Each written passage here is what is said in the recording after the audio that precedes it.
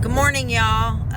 From your favorite girl in recovery. Anyway, just want to talk about this fentanyl crisis. The numbers are just climbing and climbing.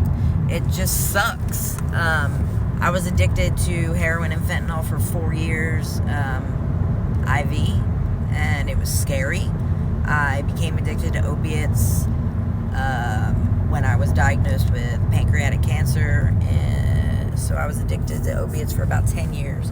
The last 4 years were heroin. Obviously, it doesn't lead straight to heroin. It gradually gets to that. But I went to 6 rehabs.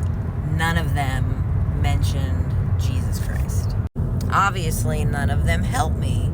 They teach you to lean on a higher power of your understanding, which could be the universe. It could be Satan. I mean, anything you choose. 6 rehabs, nothing helped me. I started going to a group called Celebrate Recovery, which is only 1 night a week. It mimics AA and NA, but it's Christ-centered. And 4 months in, the Lord took my addiction from me. I mean, this was my last option. I was a shell. I had already lost my kids. I was homeless. I had none of my family speaking to me. I had no job. I had nothing. So I drug my ass into that meeting, and the girls that were there, who were women just like me, comforted me, like that show Mom. Did you ever see that show Mom? So after developing a relationship with the Lord, which I had never had my entire life, I surrendered this disease to the Lord, literally on my hands and knees as a shell.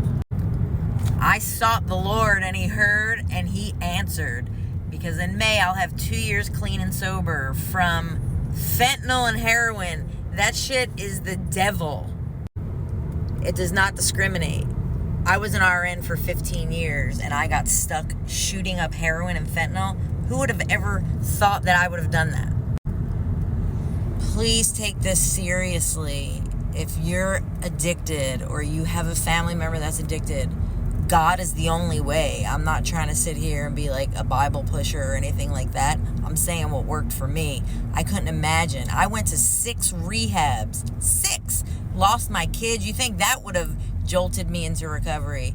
It was getting on my hands and knees and praying to the Lord, and I do the same thing every morning. And that's how I stay clean, 24 hours at a time. We all have to come together and figure something out, because people are just dropping like flies. We're wiping out a whole generation with this crisis.